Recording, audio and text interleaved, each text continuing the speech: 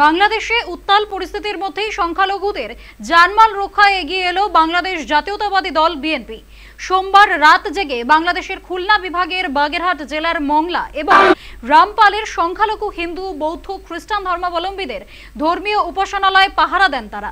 দেশের চলমান পরিস্থিতিতে সংখ্যালঘুদের ধর্মীয় উপাসনালয় সহ প্রতিটি স্থাপত্যের প্রতি কড়া নজর রেখেছেন তারা।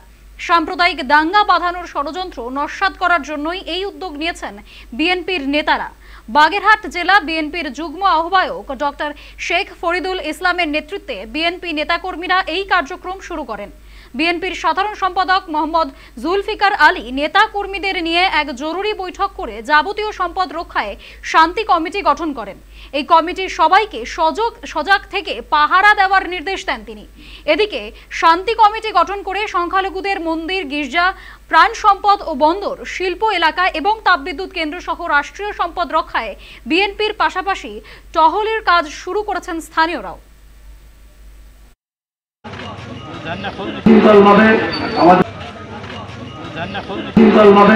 এখানে একটা সম্প্রীতি আছে, এখানে বিভিন্ন ধরনের গণতান্ত্রিক দেশের দলমত থাকবে, এখানে কোন রকমের কোন বিশৃঙ্খলা যাতে না হয় সেজন্য আমার আজকের আশা। তারেক সাহেবের নির্দেশ পরিষ্কার, কোন লোক যদি বিশৃঙ্খলা করে সে আমার দলের লোক না,